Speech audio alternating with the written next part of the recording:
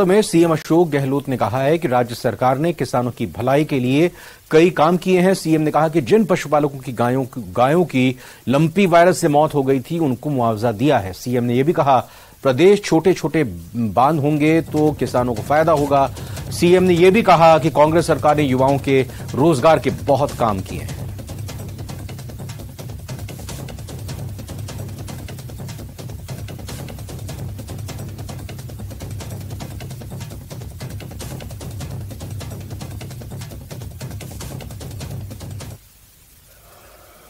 सातों 60 पशुपालकों की दुधारू पशु थे वो लंपी रोग से मृत्यु हो गई।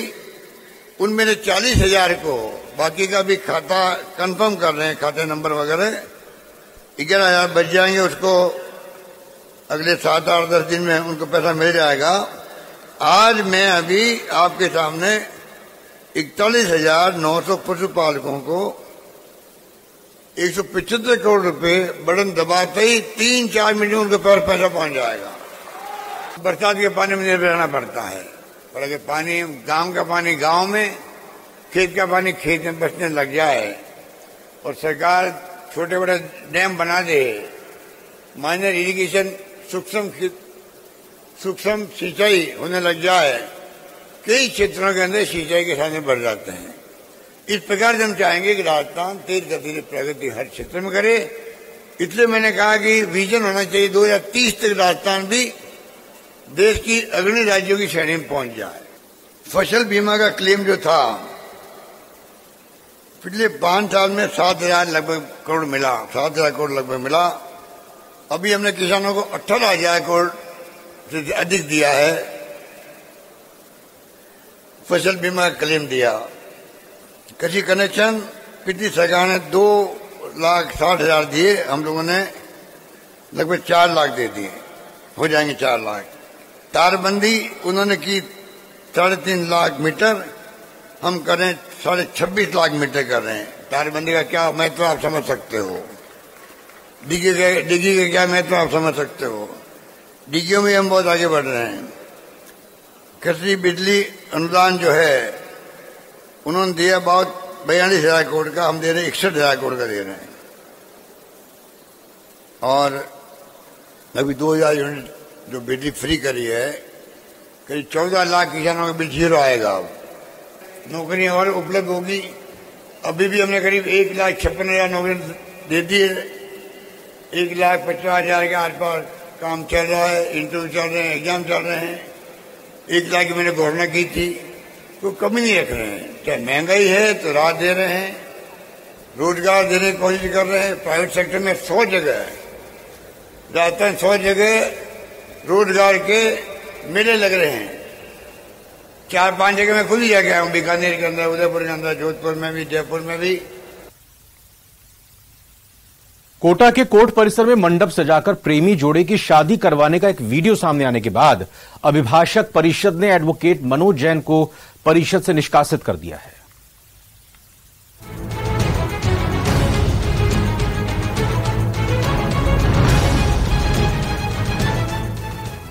वैसे तो वकील कानून की रग रग से वाकिफ होते हैं, लेकिन कई बार ऐसा देखने में आता है कि कानून के जानकार ही कानून की धज्जियां उड़ाते नजर आते हैं।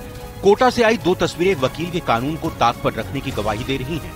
पहली तस्वीर में आप देख सकते हैं कि मंडप सजा है और एक शादी हो रही है, जबकि दूसरी तस्वीर में एक शख्स स्कूटी लिए अस्पताल की लिफ्ट में घुस जाता है।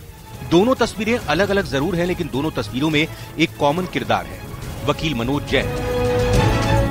वकील मनोज जैन ने बुधवार को कोटा के कोर्ट परिसर में मंडप सजाकर प्रेमी जोड़े की शादी करवा डाली। वकील ने कोर्ट परिसर में बाकायदा हवन कुंड लगवाया, फिर पंडित को बुलवाकर शादी की रस्में पूरी करवाई। मामला सामने आने के बाद अभिभाषक परिषद ने बैठक आयोजित कर वकील को परिषद से निष्कासित कर दिया है। वहीं गुरुवार को मनोज जैन ने अपने बेटे के इलाज को लेकर MBS अस्पताल में हंगामा मचा दिया था। आप तस्वीरों में देख सकते हैं कि अपने बेटे को स्कूटी में बिठाकर मनोज स्कूटी समेत लिफ्ट में घुस गए और दूसरी मंजिल पर ऑर्थोपेडिक OPD में चले गए थे। इस मामले को लेकर अस्पताल में जमकर हंगामा भी हुआ था। दौसा के सबसे बड़े अस्पताल रामकरण जोशी जिला चिकित्सालय लापरवाही की बड़ी तस्वीर यहां पर सामने आई है। यहां इमरजेंसी यूनिट में मोबाइल की टॉर्च से इलाज करने की तस्वीर सामने आई है। गुरुवार की देर शाम अचानक बिजली गुल हो गई, जिसके बाद अस्पताल का ना तो जनरेटर चला और ना ही इन्वर्टर ने वहां पर इंतजाम दिखाई दिया। जबकि दौसा जिला अस्पताल में सोलर प्लांट भी लगा हुआ है। बिजली के बैकअप का इंतजाम के दावे पूरी तरह से फेल नजर आए और चिकित्सा कर्मी मोबाइल की टॉर्च में ही घायल मरीजों का उपचार करते हुए नजर आए। इमरजेंसी यूनिट में सड़क दुर्घटना में घायल कुछ लोग आए थे जिनका इलाज करना था, लेकिन तभी लाइट चली गई। ऐसे में बिना बिजली के मोबाइल टॉर्च में ही इलाज करना पड़ा। ये तस्वीरें चिकित्सा मंत्री प्रसादी लाल मीणा के गृह जिले दौसा की और बड़े सवाल खड़े करती हैं।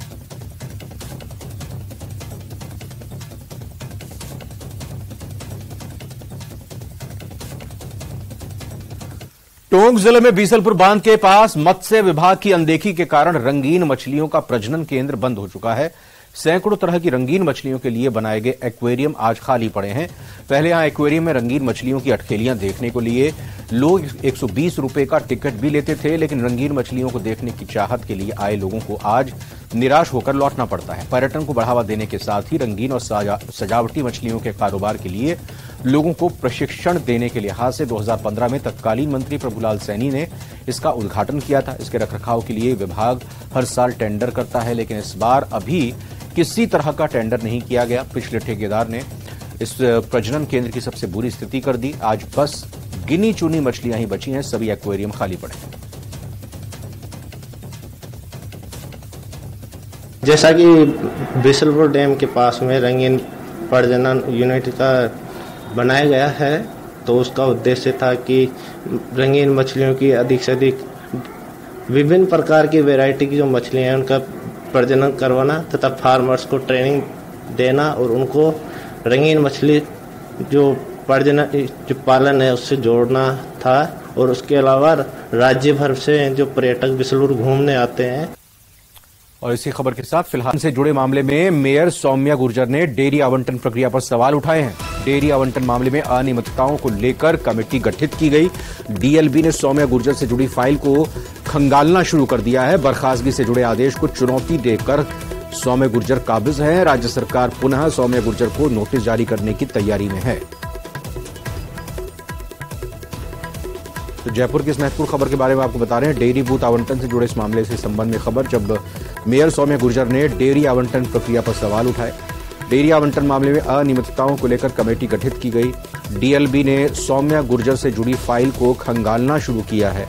बर्खास्तगी से जुड़े आदेश को चुनौती देकर वो काबिज हैं, ऐसी बात सामने आ रही है। और सौम्या गुर्जर, राज्य सरकार पुनः सौम्या गुर्जर को नोटिस जारी करने की तैयारी में है। रोशन से बात करें, डिटेल दीजिएगा रोशन इस खबर की।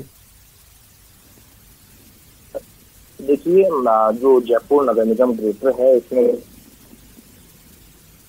जी रोशन बोलिए।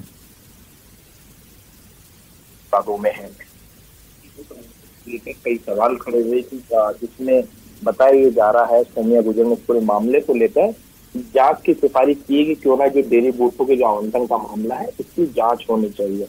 सौम्या गुर्जर ने ये भी कहा है कि इस पूरी प्रक्रिया के अंदर कहीं ना कहीं भ्रष्टाचार की बू आ रही है।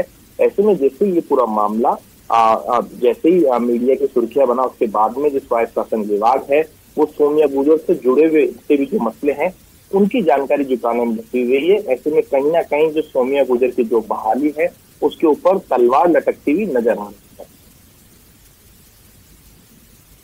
जी धन्यवाद आपका रोशन इस जानकारी के लिए। दौसा जिले में एक शख्स ने अपनी पत्नी को पीट कर उसकी हत्या कर दी। यह वारदात भोजवाड़ा गांव में हुई, जहां गुरुवार की शाम राजेश का उसकी पत्नी पारुल के साथ झगड़ा हो गया। उसमें राजेश ने पारुल के सिर पर वार किया, जिससे उसकी मौत हो गई। पुलिस आरोपी पति राजेश को हिरासत में लेकर पूछताछ कर रही है। पारुल के पिता ने ससुराल वालों के खिलाफ दहेज हत्या का मामला दर्ज कराया है। उनका कहना है कि उसकी बेटी को 1 साल से दहेज के लिए प्रताड़ित किया जा रहा था और उसके साथ आए दिन मारपीट की जाती थी। आखिरकार मारपीट कर उसकी बेटी की हत्या कर दी गई। फिलहाल पुलिस ने शव का पोस्टमार्टम करा दिया है और दहेज हत्या की धाराओं में मुकदमा दर्ज कर मामले की जांच शुरू कर दी है।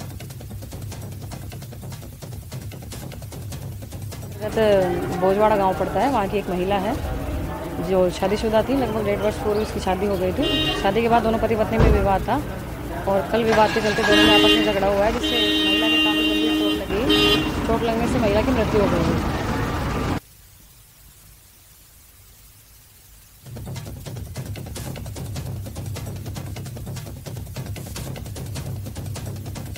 जयपुर में किसान महोत्सव में